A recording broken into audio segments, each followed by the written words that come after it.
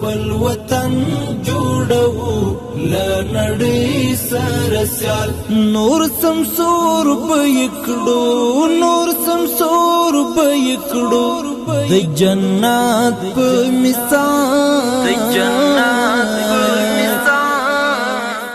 اسلامي امارات هڅه کوي چې افغانستان د ځانګړي ستراتیژیک موقعیت په درلودلو سره د مرکزی او سویلي اسیا د وصل په نقطه بدل کړي. د افغانستان اسلامي امارات د موخې ته رسیدو په پار ځینې مهم ګامونه اخیستي چې ښه بیلګه یې مزار شریف، هرات او کندهار ترمنځ د اوسپنې پټلۍ په جوړېدو به مرکزی، سویلي اسیا او پارس خلیج یو له بل سره ونښلول شي چې په پایله کې به یې په اسیا کې د مالونو د لیږد رالېږد یوه اصلي لاره له افغانستان څخه تیره شي. همداراز اسلامي امارات له ګاونډیو هیوادونو سره د غوره ګمرکي اړیکو په ټینګولو سره له منځنۍ اسیا څخه سویلي اسیا ته د نفتو او ګازو د ترانزیت لپاره اسانتیاوې برابرې کړي دي. په ګمرکونو کې اوس مهال 24 ساعته فعالیتونه ترسره کیږي. په ځینو ترانزیتي مالونو د تضمین سلنه راکمه شوې او طی مراحلو پروسه د پخوا په پرتله رالنډه او په ګمرکونو کې د مالونو زماني میعاد زیات شوی دی چې له دې سره د افغانستان له خاورې ترانزیت کې د تیر په پرتله د پام وړ زیاتوالی راغلی دی.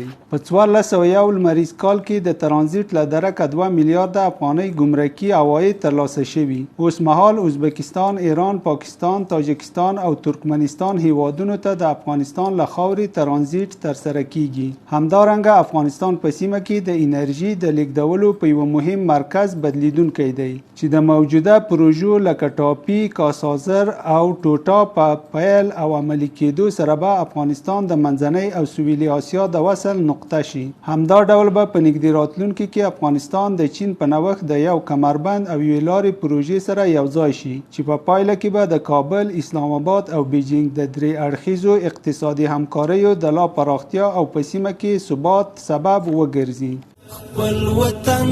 جوړو لنړۍ سره سیال